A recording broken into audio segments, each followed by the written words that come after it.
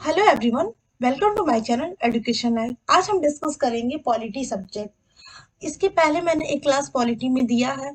उससे ही आगे उसी सिलसिले में हम इस वीडियो में उससे आगे को क्वेश्चनों को देखेंगे। जैसा कि ये जो सारे क्वेश्चन मैंने पहले ही बता चुका है, हमने दृष्टि के जो दृष्टि एक बुक पब्लिश किया है प्रीलिम्स प्रैक्टिस से ही, उसी के सारे ये सब क्वेश्चन हैं, जिससे आपको बुक परचेज करने की बिल्कुल भी नीड नहीं है। ओके, तो आप मेरे चैनल को प्लीज जल्दी से सब्सक्राइब करिए और वीडियो को लाइक एंड शेयर करिए। चलिए बिना देरी के हम वीडियो को स्टार्ट करते हैं। जैसा कि फर्स्ट क्वेश्चन है, निम्नलिखित में से कौन संघीय व्यवस्था की महत्वपूर्ण विशेषता है। तो इस क्वेश्चन पूछा है संघीय व्यवस्था की महत्वपूर्ण विशेषताएं क्या है। तो फर्स्ट है दो या अधिक स्तरों वाली सरकार। सेकेंड है कानून बनाने, कर वसूलने और प्रशासन अलग अलग अधिकार क्षेत्र। और थर्ड है संविधान द्वारा सरकार के हर स्तर के अस्तित्व और प्राधिकार की गारंटी और सुरक्षा। और फोर्थ है राज्य की सरकार केंद्रीय सरकार के प्रति जवाबदेह है। तो इसमें बताइए कि इसकी महत्वपूर्ण विशेषता कौन सा है, केवल एक या चार, केवल दो तीन चार। तो क्या एक दो तीन चार। तो इसका तो ये होगा दो या अधिक स्तरों वाली सरकार, क्योंकि संघीय व्यवस्था में वो संघ और राज्य के अलग अलग जैसे सरकारें रहती है। जैसे एक संघ और राज्य की अलग अलग सरकारें रहती है, ठीक है। और कानून बनाने या कर वसूलने प्रशासनिक अलग अलग अधिकार रहता है। जैसे राज्य भी अपना कानून टैक्स वसूलता है कुछ मामलों में, फिर वो केंद्र की तरफ से वसूले जाते हैं। ऐसे संविधान द्वारा सरकार के हर स्तर के अस्तित्व पर अधिकार की गारंटी, संविधान में बात भी की गई। लेकिन राज्य सरकारें केंद्रीय सरकार के प्रति जवाबदेह होंगी, ये नहीं है। तो इसका राइट आंसर ये फोर तो नहीं हुआ, जिसमें फोर ऑप्शन है वो नहीं हुआ। तो ये होगा नहीं, ये होगा नहीं। तो इसका राइट आंसर सी वर्ड के चेक करते हैं। हाँ, सी इसका राइट आंसर है। चलिए थोड़ा सा इसका व्याख्या देख लेते हैं। जो राज्य की सरकार का केंद्रीय सरकार के प्रति जवाबदेह होना संघीय व्यवस्था का नहीं बल्कि एकात्मक व्यवस्था की विशेषता है। तो पूछ सकता है कि संघीय व्यवस्था की क्या क्या विशेषता है। तो अभी दे देगा कि ये सेम क्वेश्चन इसमें होगा कि नहीं, ये बल्कि एकात्मक व्यवस्था की विशेषता है। ओके, चलिए नेक्स्ट क्वेश्चन। चलो नेक्स्ट है हमारा उदारवाद के संबंध में निम्नलिखित कथनों पर विचार करें। फर्स्ट है उदारवादी व्यक्तिगत स्वतंत्रता को समानता जैसे अन्य मूल्यों से अधिक वरीयता देते हैं। उदारवादी कल्याणकारी राज्य की भूमिका को स्वीकार करते हैं। थर्ड है उदारवाद के अनुसार सामाजिक और आर्थिक असमानता को कम करने वाले उपायों की जरूरत है। उपयुक्त कथनों में से कौन सा कथन सत्य है। केवल एक सत्य है, कि केवल दो और तीन सत्य है, कि केवल एक और तीन सत्य है, कि केवल एक दो तीन सत्य है। इसका राइट आंसर होगा तीनों, एक दो तीन। तो थोड़ा सा समझ लेते हैं आधुनिक उदारवाद की विशेषता। जो आधुनिक उदारवाद है, उदारवाद किसी कहते हैं, उसकी विशेषता समझिए कैसे। विशेषता यह है कि इसमें केंद्र बिंदु व्यक्ति है। जो अब उदारवाद में जो केंद्र में है वो केंद्र में जो केंद्र में होता है वो व्यक्ति होता है। उदारवाद के लिए परिवार, समाज या समुदाय जैसी इकाइयों का अपने आप में कोई महत्व नहीं है। उनके लिए इन इकाइयों का महत्व तभी है जब व्यक्ति इन्हें महत्व दे। उदाहरण के लिए उदारवादी कहेंगे कि किसी से विवाह करने का निर्णय व्यक्ति को लेना चाहिए, परिवार, जाति या समुदाय को नहीं। उदारवादी व्यक्तिगत स्वतंत्रता को समानता जैसे अन्य मूल्यों से अधिक वरीयता देते हैं, ठीक है। ऐतिहासिक रूप से उदारवाद ने मुक्त बाजार और राज्य की भूमिका का पक्ष लिया, हालांकि ने अब वे कल्याणकारी राज्य की भूमिका को स्वीकार करते हैं और मानते हैं कि सामाजिक और आर्थिक असमानता को कम करने वाले उपायों की जरूरत है। अतः उपयुक्त तीनों कथन सही। चलिए राइट आंसर हमारा डी होगा, ऑप्शन वन टू थ्री तीनों सही था। चलिए नेक्स्ट क्वेश्चन पे चले। निम्नलिखित कथनों पर विचार करें। प्रथम, प्रोताही व्यवस्था द्वारा प्रत्यक्ष रूप से शासित राष्ट्र धर्मतांत्रिक राष्ट्र कहलाता है। धर्मतांत्रिक राष्ट्र अपने श्रेणीबद्धता, उत्पीड़न और दूसरे धार्मिक समूह के सदस्यों को धार्मिक स्वतंत्रता न देने के लिए कुख्यात रहे हैं, ठीक है। नेक्स्ट ये है धर्म और राज्य सत्ता के बीच संबंध विच्छेद धर्मनिरपेक्ष राज्य सत्ता के लिए जरूरी है, मगर केवल यही पर्याप्त नहीं है। धर्मनिरपेक्ष राज्य को ऐसे सिद्धांतों और लक्षणों के लिए अवश्य प्रतिबद्ध होना चाहिए जो असंत ही सही गैर धार्मिक स्रोत से निकलते हैं, ठीक है। तो इसका थोड़ा सा इसको समझ लेते हैं। तो इसका राइट आंसर क्या होगा। तो उपयुक्त कथनों में से कौन सा उपयुक्त कथनों में से कौन सा सत्य है। केवल एक, केवल दो, या केवल सी एक या दो या तीन। तो इसका दोनों सही है। थोड़ा समझ लेते हैं। जब एक राष्ट्र किसी भी खास धर्म के प्रमुखों द्वारा प्रत्यक्ष रूप से अगर शासित होता है तो धर्मतांत्रिक राष्ट्र कहलाता है। ये ऊपर था ना वर्ड धर्मतांत्रिक राष्ट्र, ये बहुत कीवर्ड होते हैं। अगर ये सब ना समझ में आए तो एग्जाम में क्वेश्चन गलत करवा बैठे हैं। धर्मतांत्रिक राष्ट्र के किसको कहेंगे? मान लीजिए कोई भी राष्ट्र है, वो किसी खास धर्म, मैंने हिंदू धर्म या मुसलमान धर्म, ईसाई धर्म, किसी भी खास धर्म के प्रमुखों द्वारा या प्रत्यक्ष रूप से उन्हीं के नियम कानून द्वारा शासित होते हैं, तो उन्हीं को धर्मतांत्रिक राष्ट्र कहलाता है। आई होप आप समझ गए होंगे। इस प्रकार के राष्ट्र लोगों के उत्पीड़न और दूसरे धार्मिक समूह के सदस्यों को धार्मिक स्वतंत्रता न देने के लिए कुख्यात है। ऑब्वियसली ऐसा होएगा ही लगा, जब कोई एक राष्ट्र किसी खास धर्म के कानून द्वारा शासित होगा, तो वो दूसरे लोगों को उत्पीड़न या दूसरे धार्मिक समूह को धार्मिक स्वतंत्रता न देने के लिए फेमस तो होगा ही होगा। ठीक है। धर्म और राजसत्ता के बीच जो संबंध बिछे, धर्मनिरपेक्ष राजसत्ता के लिए जरूरी है, लेकिन केवल इतना ही पर्याप्त नहीं होता है। ऐसे लक्ष्यों में शासित धार्मिक स्वतंत्रता, धार्मिक उत्पीड़न, भेदभाव वर्जिश से आजादी और साथ ही अंतर धार्मिक और अंतर धार्मिक समानता शामिल होनी चाहिए। चलिए थोड़ा सा इसमें देख लेते हैं क्या है। देखिए वही समझाया, जब एक राष्ट्र किसी खास धर्म के प्रमुख द्वारा प्रत्यक्ष रूप से शासित होता है तो धार्मिक राष्ट्र कहलाता है। इस प्रकार के राष्ट्र लोग उत्पीड़न दूसरे धार्मिक समूह के सदस्यों को धार्मिक स्वतंत्रता न देने के लिए कुख्यात रहा है। ओके, सेम वही जो मैंने समझाया। चलिए नेक्स्ट है, निम्नलिखित कथनों पर विचार करिए। फर्स्ट है, राजनीतिक समानता की आवश्यकता उन बाधाओं को दूर करने के लिए है जिन्हें दूर किए बिना लोगों का सरकार में अपनी बात रखने और उपलब्ध साधनों तक पहुंचना संभव नहीं होगा। दूसरा, भारत में समान अवसरों के मद्देनजर एक विशेष समस्या सुविधाओं की कमी की वजह से नहीं, बल्कि कुछ सामाजिक रीति रिवाजों के सामने आती है। तो इसका बताना उपयुक्त कथन से कौन सा एक सही है?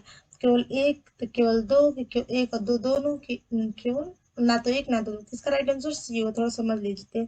अगर देश में जो राजनीतिक समानता नहीं होगा तो सरकार तक लोगों की अपनी बात पहुंचाने में मुश्किल तो हो ही जाएगा। आप लोग पता है कि अगर सबको बोलने का अधिकार नहीं होगा तो कोई बात कैसे, जैसा हमारा दिया है मौलिक आर्टिकल 19 हमें बोलने का अधिकार है, ठीक है, और भी उसमें फ्रीडम्स दी हैं, ठीक है, तो हम कैसे पॉसिबल हो पाएगा कि हम अपनी बातों को सरकार तक पहुंचा पाए? वही क्वेश्चन है। और जो हमारा जो मुश्किल सरकार द्वारा जो उपलब्ध कराए गए साधनों को भी लोगों को द्वारा सही तरीके से उपयोग नहीं किए जा सकेंगे, जो सरकार हमारे कई प्रकार की जो सुविधाएं मुहैया कराते हैं। और भारत में जो समान अवसर के रहते हुए भी ऐसे बोला गया ना कि आर्टिकल 14 में दिया है, लिंग वंश की जाति किसी प्रकार का भेदभाव नहीं किया जाए, एक समान सभी के लिए होगा। तो कई आर्टिकल समानता का बात कर रहा है ना, तो भारत में समान अवसर के रहते हुए भी कुछ जगहों पर असमानताएं देखने को मिलती है, आपको देखते ही हैं। जैसे भी ऐसा समझ लीजिए, प्रॉपर्टी में देख लीजिए, लड़कों का अलग हक होता है, लड़कियों का अलग होता है। अब तो थोड़े कानून भी लाए गए हैं, फिर भी उतने व्यवहारिक तो अभी नहीं आए हैं, जिसके कारणों से हम देश के रीति रिवाजों को देख सकते हैं। इसके महत्वपूर्ण कारण है कि हमारा जो देश है उसमें कई ऐसे रीति रिवाज है जिसमें लड़कियों को अधिकार नहीं दिया गया। जैसे बहुत पहले शिक्षा में भी लड़कियों को ज्यादा अधिकार नहीं दिया गया था। देश के विभिन्न हिस्सों में औरतों को उत्तराधिकारी का समान अधिकार नहीं मिलता। कुछ गतिविधियों में उनके शामिल होने पर पाबंदी होती है, जैसे उनके मानसिक धर्म में मंदिरों में प्रवेश नहीं कराना वर्जित है। ऐसे अब ये सब आप देख सकते हैं। उन्हें बच्चे उच्च शिक्षा प्राप्त करने को भी हतोत्साहित किया जाता है। ऐसे मामलों में राज्य की महत्वपूर्ण भूमिका होती है। तो ये दोनों से आई होप यहाँ से आप लोग को दोनों कंसेप्ट क्लियर हो गया कि अगर हमारे देश में सबको मिला है कि सभी नागरिक को एक समान अवसर मुहैया कराया जाएगा, एक समान सबके लिए अवसर दिया जाएगा, लेकिन कुछ ऐसी बात है, कुछ ऐसे रीति रिवाज हैं देश में जो एक बांट देता है, अस्तर क्रिएट कर देता है, उच्च नीच की भावना। ठीक है, चलिए देख लिए, अगर देश की राजनीतिक समानता नहीं होती, सरकार तक लोगों को अपनी बात पहुंचाना मुश्किल हो जाएगा तथा सरकार द्वारा उपलब्ध कराए गए साधनों का भी लोगों द्वारा सही तरीके उपयोग नहीं होगा। जो बताया है वही, ये बस इसको अच्छे वर्ड में लिखा है। कथन ये सत्य है। अब देखिए, भारत में समान अवसर के रहते हुए भी कुछ जगहों पर असमानता देखने को मिलती है, जिसके कारण हम देश के रीति रिवाजों को देख सकते हैं। देश के विभिन्न हिस्सों में औरतों को उत्तराधिकारी का समान अधिकार नहीं मिलता है। कुछ एक गतिविधियों उनके शामिल होने की पाबंदी है और उन्हें उच्च शिक्षा प्राप्त करने के लिए हतोत्साहित किया जाता है। ऐसे मामलों में राज्य की महत्वपूर्ण भूमिका होती है। कथन दो सत्य है। ठीक है, चलिए नेक्स्ट क्वेश्चन देखिए हम लोग। निम्नलिखित कथनों पर विचार करें। तो फर्स्ट क्या, उदारवादियों का मानना है कि राजनीतिक, आर्थिक और सामाजिक असमानता एक दूसरे से अनिवार्यता जुड़ी होती है। जो उदारवादी है उनका कहना है कि जो राजनीतिक, आर्थिक और सामाजिक असमानता एक दूसरे से अनिवार्यता जुड़ी होती है, कहीं ना कोई एक दूसरे से जुड़ी होती है। सेकेंड है, समाजवादियों के अनुसार लोकतंत्र राजनीतिक समानता प्रदान करने में मददगार हो सकता है, लेकिन सामाजिक विभिन्नता और धार्मिक असमानताओं का समाधान के लिए विविध रणनीति की खोज करना भी जरूरी है। थर्ड है, उदारवादियों के लिए असमानता अपने आप में समस्या नहीं है, बल्कि वे केवल ऐसी अन्यायी और गहरी असमानताओं को सही समस्या मानते हैं जो लोगों को उनकी वैयक्तिक क्षमताएं विकसित करने से रोकती है। उपयुक्त कथनों में से कौन सा एक कथन सत्य है, तो बताना है। केवल एक और दो, ये केवल दो और तीन, ये केवल ये बी होगा, ठीक है। ये सी केवल सी, ये केवल दो और तीन, और केवल तीन। तो इसका राइट आंसर क्या होगा? तो इसका राइट आंसर होगा डी, केवल तीन सही है। तीन क्या है? देखिए, उदारवादियों के लिए असमानता अपने आप में जो समस्या नहीं है, बल्कि वे केवल ऐसी अन्यायी और गहरी असमानता को सही समस्या मानते हैं जो लोगों को अपनी वैयक्तिक क्षमताएं विकसित करने से रोकती है। चलिए थोड़ा सा इसका पढ़ लेते हैं। कथन ए का समर्थन समाजवादियों द्वारा किया गया, ना कि उदारवादियों द्वारा। जो कथन ए है, समाजवादी ये मानते हैं, उधर समाजवादियों को मानना है कि राजनीतिक, आर्थिक और सामाजिक असमानता एक दूसरे से अनिवार्यता जुड़ी होती है, ठीक है। और कथन दो का समर्थन उदारवादियों द्वारा किया गया, ना कि समाजवादी द्वारा था। चलिए नेक्स्ट है, निम्नलिखित कथनों पर विचार करें। फर्स्ट है, भारतीय संविधान सरकार को लोक हितकारी कार्य करने हेतु अधिकार प्रदान करता है। जो हमारा भारतीय संविधान है वो सरकार को लोक हितकारी कार्य करने हेतु अधिकार प्रदान करता है। दूसरा, समाज की आकांक्षा उनके लक्ष्यों के अभिव्यक्ति को सुनिश्चित करने का दायित्व सरकार का होता है। तो इसका बताना है कौन सा सही है, उपयुक्त कथन कौन सा सत्य है। केवल एक, केवल दो, केवल एक और दो, दोनों, ना ही तो एक ना तो दो। तो इसका राइट आंसर एक और दो दोनों सही होगा, क्योंकि संविधान से जो सरकार को लोक हितकारी कार्य करने के लिए समाज के आकांक्षा उनके लक्ष्यों को सुनिश्चित करने की समर्था प्रदान करती है। कई आर्टिकल्स में भी चर्चा की गई है। चलिए नेक्स्ट क्वेश्चन पे चलिए। चलिए नेक्स्ट है, कथन ए, कठोर संविधान परिवर्तन के दबाव में नष्ट हो जाता है, और यदि संविधान अत्यधिक लचीला हो तो वो समाज को और पहचान नहीं दे पाएगा, ठीक है।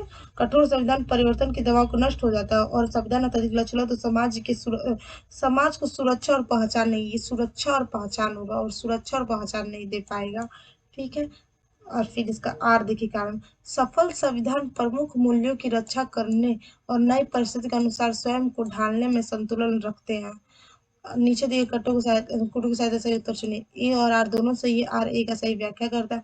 ए और आर दोनों सही है, आर ए का सही व्याख्या नहीं करता। ए सही है परंतु आर गलत है, ए गलत है परंतु आर सही है। तो इसका राइट आंसर हुआ आपका ए और आर दोनों सही, लेकिन आर जो है ए का सही व्याख्या नहीं करता। जो कठोर संविधान, थोड़ा समझिए कठोर संविधान क्या होता है।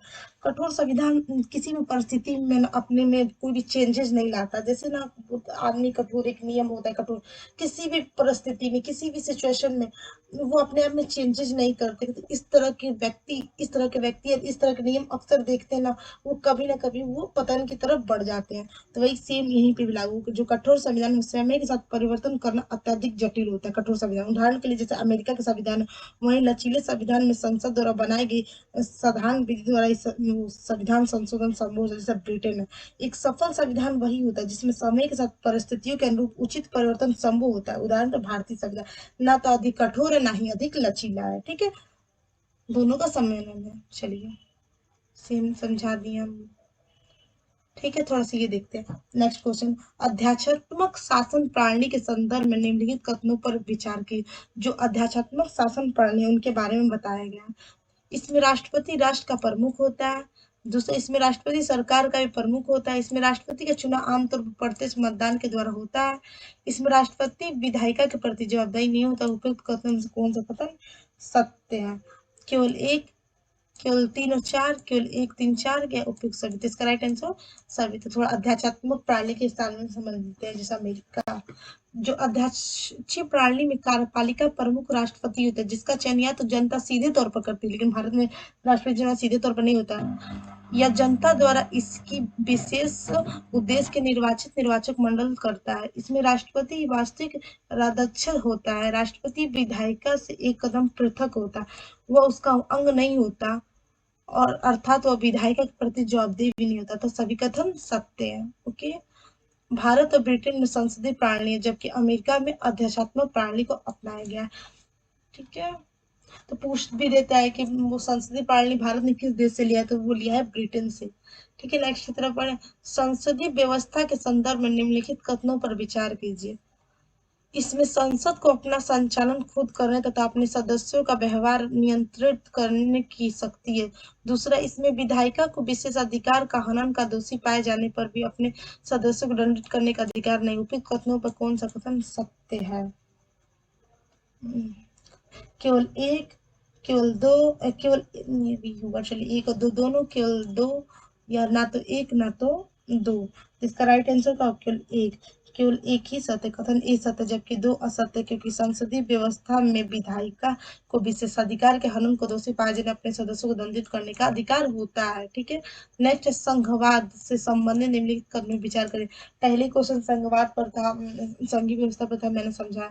यह एक संस्थागत प्रणाली है जो केंद्र तथा प्रांतीय स्तर की व्यवस्थाओं में समाहित होती है।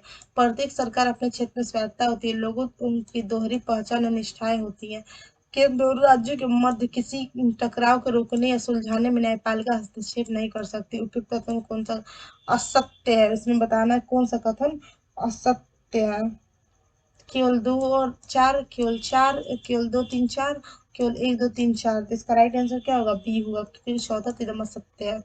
चलिए, संघवाद एक संस्थागत प्रणाली है। जो संघवाद एक संस्थागत प्रणाली जो केंद्रीय और प्रांतीय स्तर की व्यवस्था में समाहित, में केंद्र पे अलग सरकार रहेगी, राज्य पे अलग सरकार रहेगी। ठीक है, प्रत्येक सरकार अपने क्षेत्र की स्वायत्त उसकी आजादी होती है। कुछ संघीय देशों में दोहरी नागरिकता की व्यवस्था होती है, लेकिन भारत में एक ही एकल नागरिकता है। ठीक है, अतः कथन एक और दो सत्य है। लोगों की दोहरी पहचान और निष्ठाएं होती हैं, वे अपने क्षेत्र के भी होते हैं और राष्ट्र के भी। जैसे हमसे कोई मराठी या गुजराती हो सकता है और साथ ही साथ भारतीय भी, किंतु नागरिकता केवल भारतीय है। अतः कथन तीन सत्य है। केंद्र राज्यों के मध्य उठने वाले विवादों के निवारण के लिए स्वतंत्र न्यायपालिका की व्यवस्था की जाती है। न्यायपालिका को केंद्रीय सरकार तथा राज्य के बीच उठने वाले कानूनी विवादों को हल करने का अधिकार है। अतः कथन चार भी असत्य है, तो चार असत्य होगा। नेक्स्ट क्वेश्चन चले। भारत में एक सशक्त मीन्स एक मजबूत केंद्रीय सरकार के निर्माण में सहायक कारक क्या है? अगर भारत में केंद्र, आपको भी पता है कि जो हमारा भारत में कहने के लिए संघीय व्यवहारिक में केंद्र हमारा ज्यादा सशक्त है, उसमें क्या कारक है? किसी राज्य के अस्तित्व और उसकी भौगोलिक सीमाओं के स्थायित्व पर संसद का निर्णय, आपातकालीन प्रावधान, राज्यों में राज्यपाल की नियुक्ति, एक हरी प्रशासनिक व्यवस्था। तो कौन सा? केवल दो और चार की, केवल तीन चार की, केवल एक दो चार की, उपयुक्त सभी। कहाँ गया?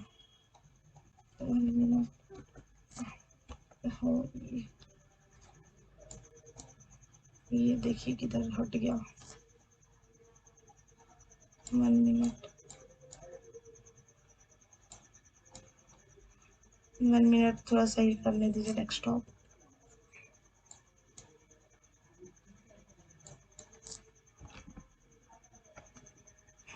ठीक है, सॉरी थोड़ा सा डिस्टर्ब हो गया था। चलिए देखते हैं कहाँ पे हम लोग, थोड़ा सा इसका समझ लीजिए। तो इसका राइट आंसर उपयुक्त सभी होगा, बता चुके थे ना। हाँ, संविधान के अनुच्छेद 3 के अनुसार संसद किसी राज्य में उसके राज्य क्षेत्र में अलग करके अथवा दो या दो से अधिक राज्यों को मिलाकर नए राज्य के निर्माण कर सकते हैं। ठीक है, जो आर्टिकल हमारा 3 है, तो जो आर्टिकल हमारा 3 है उसमें उसके जो संसद है किसी राज्य में उसका राज्य क्षेत्र को अलग करके दो या दो से अधिक राज्यों को मिलाकर, ठीक है, उनको दो राज्य उसमें एक मिलाकर नए राज्य का निर्माण कर सकती है।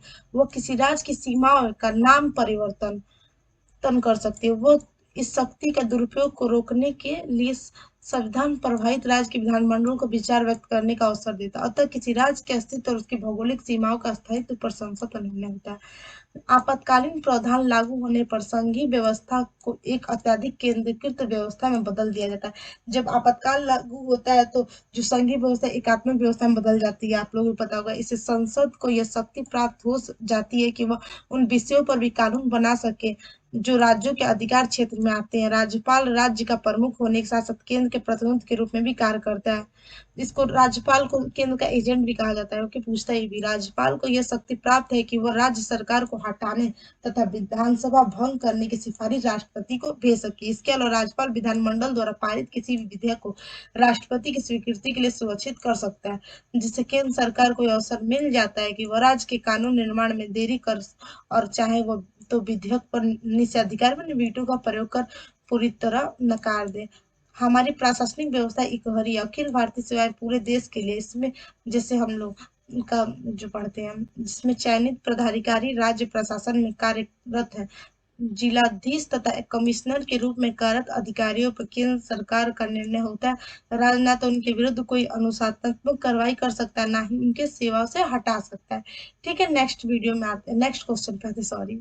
निम्नलिखित में से कौन सी एक भारतीय संघ राज्य पद्धति की विशेषता नहीं है? इसे पूछा नहीं है, जब भी मैंने रिकमेंड आपको पहले कर, जब भी नहीं है तो इसे गोला बना लीजिएगा। पहला ऑप्शन है भारत में स्वतंत्र न्यायपालिका है। केंद्र राज्यों के बीच शक्तियों का स्पष्ट विभाजन किया गया। संबंध होने वाली इकाइयों को राज्यसभा में असमान प्रतिनिधित्व दिया गया। यह संबंध होने वाली इकाइयों के बीच एक सहमति का परिणाम है। तो ऑप्शन डी इसका राइट है। भारतीय संघराज्य पद्धति संबंध होने वाली इकाइयों के बीच एक सहमति का परिणाम नहीं है। अन्य दी गई तीन विशेषता भारतीय राज्य समिति की विशेषताएं हैं। नेक्स्ट हमारा संसदीय स्वरूप के शासन का प्रमुख लाभ यह है कि कार्यपालिका और विधानमंडल दोनों स्वतंत्र रूप से कार्य करते हैं। बी यह नीति की निरंतरता प्रदान करता है, यह अधिक दक्ष है। कार्यपालिका विधानमंडल के प्रति उत्तरदायी बनी रहती है। सरकार के अध्यक्ष को निर्वाचन के बिना नहीं बदला जा सकता। तो ऑप्शन सी राइट आंसर है इसका। संसदीय हमारा स्वरूप के शासन में कार्यपालिका अर्थात सरकार तभी तक बनी रह सकती है जब तक विधायिका का समर्थन हासिल हो। ठीक है, उसका बहुमत हो। भारतीय संदर्भ में चर्चा करें तो केंद्र सरकार को लोकसभा में तथा राज्य सरकार को विधानसभा में बहुमत हासिल करना होता है, जबकि आदेशात्मक शासन प्रणाली में विधायिका का समर्थन हासिल करना जरूरी नहीं होता।